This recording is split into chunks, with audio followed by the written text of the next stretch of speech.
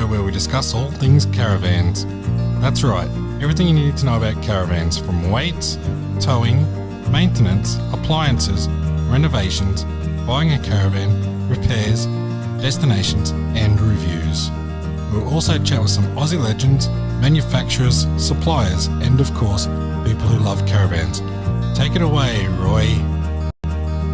So, g'day, it's Reuters here back with the Caravan Show with my very special guest and friend, Roothy. There we go. Good on you, Roy. Yeah, well, we've known each other long enough, haven't we? We've travelled enough together. Good Lord, yeah. I think I first met you when we both had dark hair. I don't think there was any grey back in those days. Who's grey? That's not grey. Yeah, exactly. I mean, I don't know. I was thinking about it on the way out here, but it's got to be 20 years. They're certainly getting close to it, I think. Yeah. Long time. So, John, what we've been talking about today is caravan weights. Mm-hmm. And as you know, there's lots of aspects of weights, the actual weight of the caravan, it's the combination weights between the caravan and the vehicle, how the weights are distributed in the caravan, yep. The weights in the car. Yep.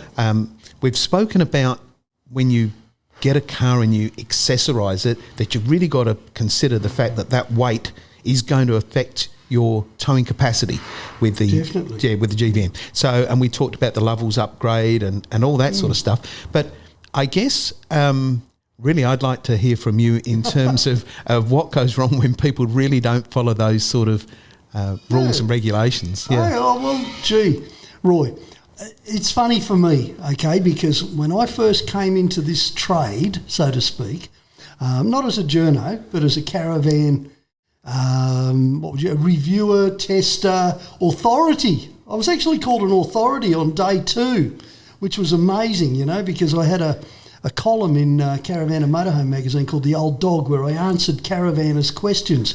And the truth of the matter is I knew nothing at the start of it. It wasn't until I built a caravan, got to know people like you and knew what you were on about, had a bunch of people I could ring up to get answers. And after a while, okay, you know, it's not just a place where, you know, you go when you're in a caravan park and you're looking for a cheap accommodation. Because that was about my understanding of caravans, okay, to begin with. And then that was the stage in the 90s where the industry was just starting to get involved in weights, you know. Up until that stage, there was some of the shonkiest things on earth going on. And I don't know if you remember, but in the 1960s, for instance, a caravan had to be, half the weight of the tow vehicle, or the tow vehicle had to be... Equal weights. Equal weights, was it? Yeah. Okay, yeah. I knew it was something like that. I always thought half weight would make more sense, to be honest. But we were talking about vehicles with drum brakes and leaf suspension and all sorts of stuff that, you know, really people would look at it and go, gee, it's a bit low in the middle, mate. Maybe you should jack it up. And nobody understood ball weight. And when I say nobody, some of the big name dealers back then were shonky as hell. You know, I don't want to mention names here, but by crikey, there was one guy I remember here reasonably locally. I shouldn't say too much about this. He used to essentially sell vans off the plan. He'd sit you down, he'd say, I'm going to design your van. But all he was doing was contacting a factory a long way away and giving them a set floor plan, basically. But the van would show up and it would have been weighted based on what the original weight was. And then this particular chap would have added in another 200 or 300 kilos of weight. And he had no idea of what he was doing. He was whacking, you know, 150 kilos of batteries up on the A-frame or, you know, stuff like that. I mean, I saw one of his vans that had a toolbox on the back because the guy wanted a toolbox. It was one of those big, solid aluminium toolboxes. The bloke put about 200 kilos in it, and then it had a firewood rack on top, and then it had 2 fuel drums on the outside. So all up it was probably shaking its tail by about 300 kilos up the back. The ball weight would have been a lovely thing to move around a caravan park. You'd have to push it down to hold the front down, you know what I mean? And it was just chaos. And before long, that guy reported that many handling problems that they basically had to bring it into someone else who knew what he was talking about, a caravan repairman called Reiner, a German guy, used to be very good back then. He just looked at it and said, that's all wrong, mate. You know, well, that's the way I bought it. Yeah, who'd you buy it from? Don't tell us, but it's all wrong, you know. Yeah. And this was where it started. And I can remember I was coming down the Gulf Highway, sometime late 90s, 97, 98, something like that.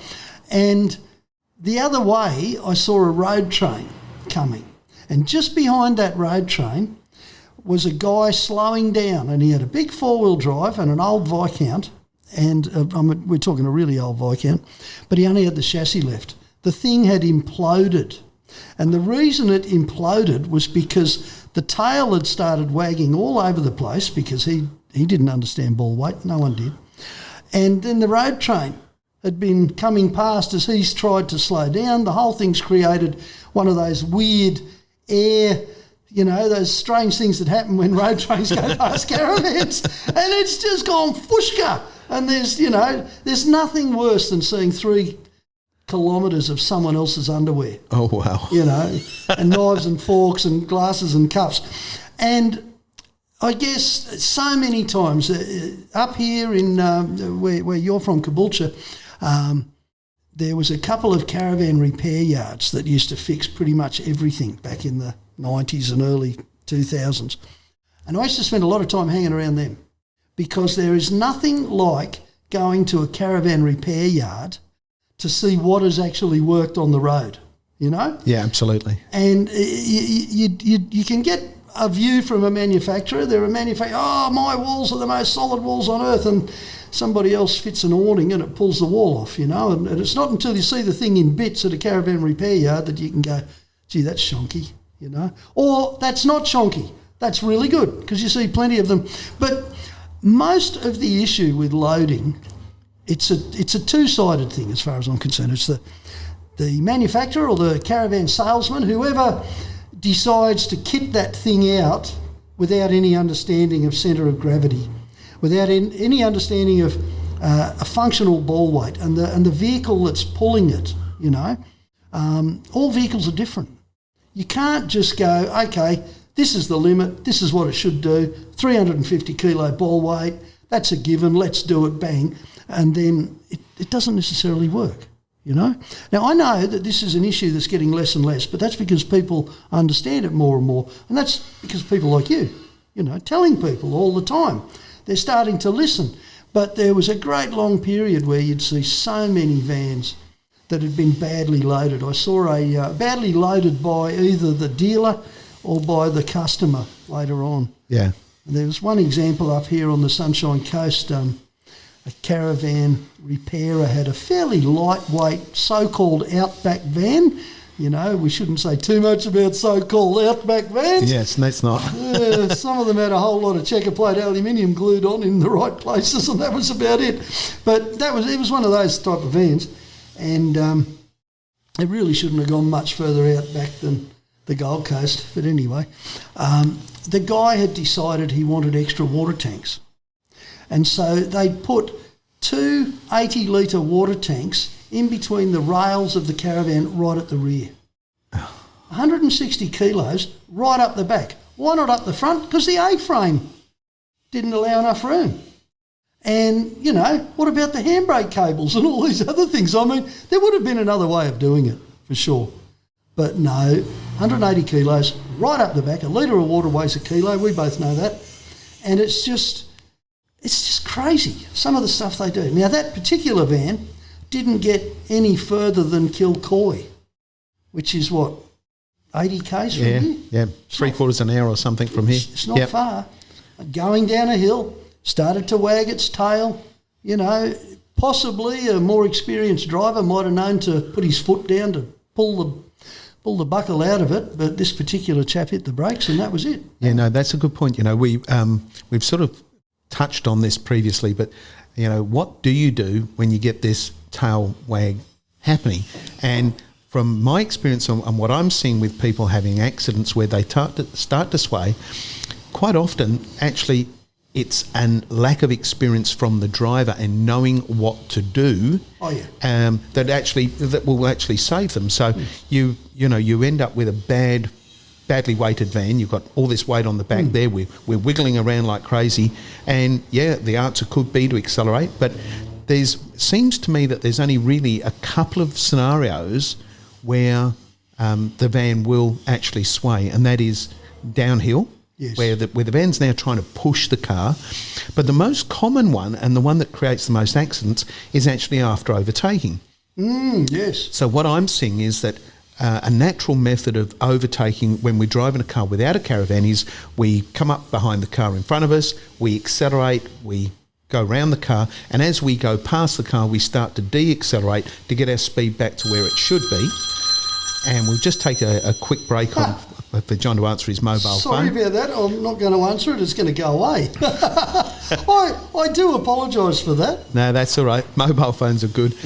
So you know, they've come up behind the car in front, or the truck or the Caravan, whatever. They pull out, they accelerate, then they de-accelerate, coming back into their lane, and that's how we bring our cars into line. The problem is that when you've got a Caravan and you follow the same thing, the moment you take your foot off the accelerator, if the Caravan and car's now at an angle, yes, the Caravan's wanting to go forward, the car's slowing down, the natural reaction for that Caravan is to try and pass the car. Now, it can't do that because it's hooked up, so it'll now go the opposite way and try and get around at the other side, yes, and now we've got a sway happening. So people then driving the car do the next crazy thing and put their foot on the brake. That's crazy. Right? And so what happens now is we've got a full swing happening, and once it's out of control, it doesn't matter how much braking you do, it's actually going to get worse. So if you're going uphill, it's actually never going to happen. Never. It can only happen on the straight, and it can only happen if you're going downhill. So, of course, we've got this little controller on our dashboard with a button or a slide, depends on the thing, and we should be hitting that or sliding that to bring the Caravan into line with the car. So actually, the last thing we should do is brake or de-accelerate under that situation. On the car, but on the That's van, right. That's how you straighten it out. Exactly. So you've got to brake the Caravan, not the vehicle. And the only way you can really do that is acceleration, where you can. Yep. But, of course, if you're going downhill, that may not be possible. Or hit that button. So every time I get into a car and towing for the first time, I practice that. I actually drive along and practice pushing that button until it becomes an automatic reflex reaction. That's a good tip. It's what I do know where to make sure. it is, don't you? I mean, Well, that's right. You have got to know, and you've got to know that it actually is going to work as well, of course, because sometimes not adjusted properly. So it's the first thing I do is get in there, and I actually think it's a critical lesson to learn to push that button or pull that slide across, and it's the first thing I do every time I get out there and tow a Caravan. You've got to know where the button is. I got confused the other day. As you know, I've been testing a bunch of new four-wheel drives. Hopped into a Isuzu and a D-Max, which is a great towing vehicle. You know, really, it's one of probably the underrated ones to some degree, but it's a good thing. And it's got a 3,500 kilo tow. What do you call it? GVM? Towing capacity, 3.5 tonne. Okay, so it's got 3.5 tonne. I should have expected it to have electric brakes. I looked around the dash, couldn't see them. Thought, it hasn't got electric brakes. No problem, you know. I did need those electric brakes later on, so I thought I'll just get onto them, get them to fit one. I rang them up, said, hey, it hasn't got... They said, yes, it has. Have a look. And it was a remote button that had just been fitted into a small slot on the left-hand side of the steering wheel. Wow. Just a little remote... I think it's a red arc system. Yeah, the red arc system. Yeah. And there it is, you know. But from the driving position, I couldn't see the thing. So that's definitely a case of, you know, really should have gone through a bit of a checklist.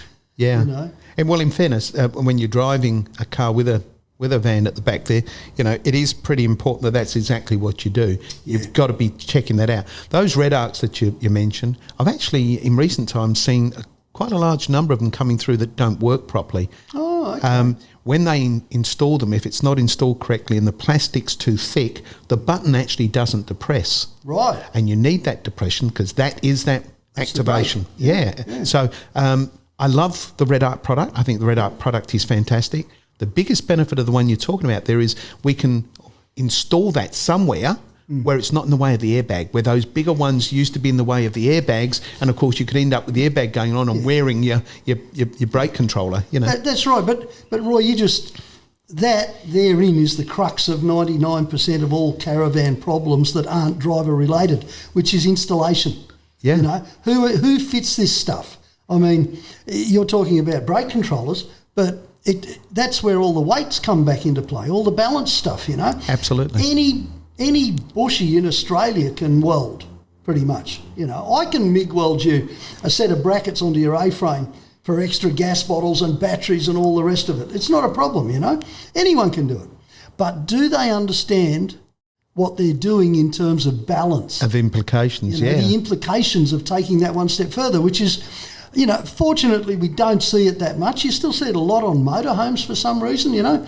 People building stuff onto the back bar of caravans used to annoy the hell out of me. It really did. I mean, that's just crazy, you know. If you did it and you put a plastic bucket on there and you literally only used it for your black water hose or your grey water hose or something, so the thing never weighs more than 5 kilos, fine.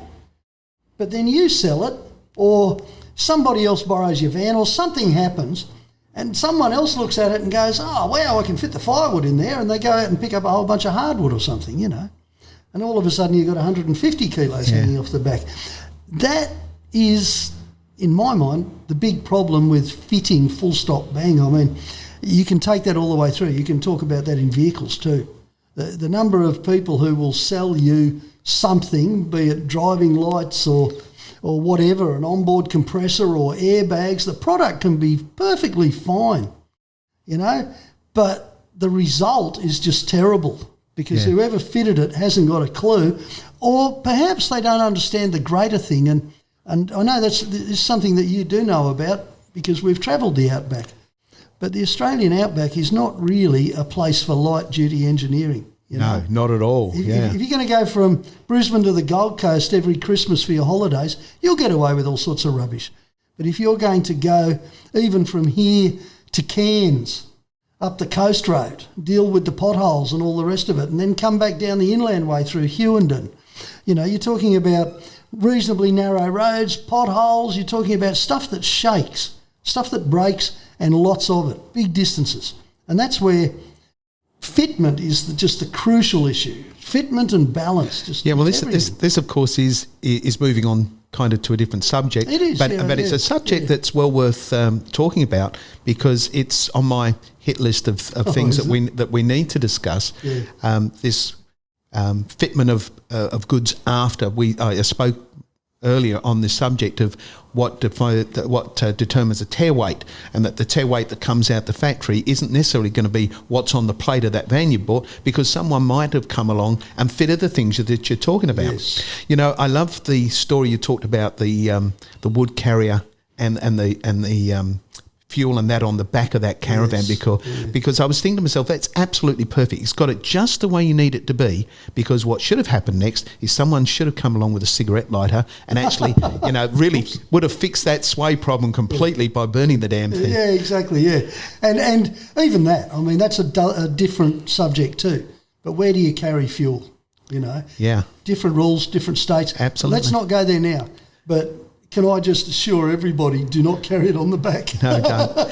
So listen, that's been fantastic. I've loved this chat with you, John, and I'm really pleased to be able to tell people that John's going to spend some more times and share some more of his stories. So keep an eye on this channel, and please remember to subscribe. And again, thank you, John, and we'll see you for the next one. Bye for now. No worries. Thanks, Roy.